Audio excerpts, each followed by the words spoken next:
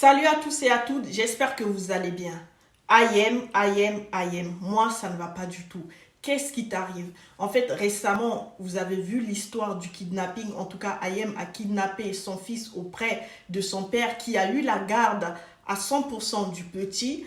Et là, récemment, IM essaie de nous faire croire qu'elle était une femme battue. Il a commencé à lever la main sur toi depuis 2016. Mais dès le premier coup, pourquoi tu ne t'es pas barré? Tu es resté jusqu'à avoir un enfant avec. Là, on sait tous, en fait, ce qui s'est passé, c'est quoi? C'est que IM est à découvert de moins 15 000 euros, plus de moins 15 000 euros. Elle a supplié Vincent Miclet de lui donner un peu d'argent pour couvrir ce découvert et Vincent Miclet aurait refusé.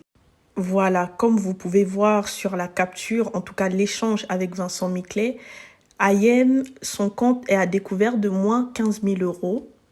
Donc, elle a demandé à son sugar daddy, son ex-sugar daddy, Vincent Miclet, de lui donner un peu d'argent pour pouvoir couvrir ce découvert. Vincent Miclet lui a dit, non Ayem, j'en ai marre de tes bêtises. Maintenant, je te donnerai de l'argent que pour le petit et non pour tes besoins personnels. Après lui avoir refusé cet argent, c'est là maintenant elle a choisi le chemin le plus simple. C'est quoi? De kidnapper le petit et de lui faire du chantage.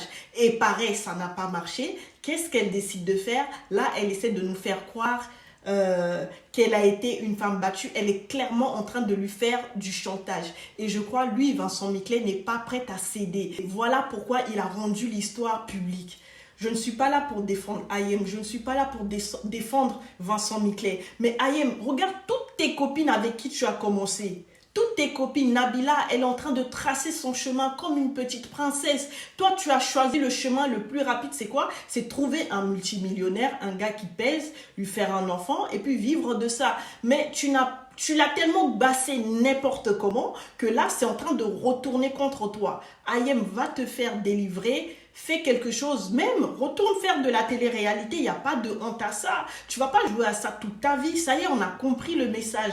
On a compris ta technique en fait de faire du chantage, de dire des bêtises. Ça, on est réveillé. Trouve autre chose. Au pire, trouve du travail. Demande-lui de te donner de l'argent pour lancer un business, pour faire autre chose que faire du chantage.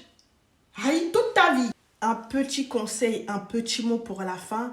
Mes sœurs, un enfant n'est pas une assurance vie. En cas de séparation, on ne va pas se servir d'un enfant pour faire du chantage, que ce soit faire du chantage à ton conjoint ou le conjoint qui va faire du chantage à sa conjointe pour la vie d'un enfant. Réfléchissez bien. Faites un enfant lorsque vous êtes mature. Faites un enfant par amour et non par intérêt. Voilà, le piège s'est refermé sur Ayem. Elle ne sait plus comment s'en sortir. Elle est en train d'inventer des histoires rocambolesques.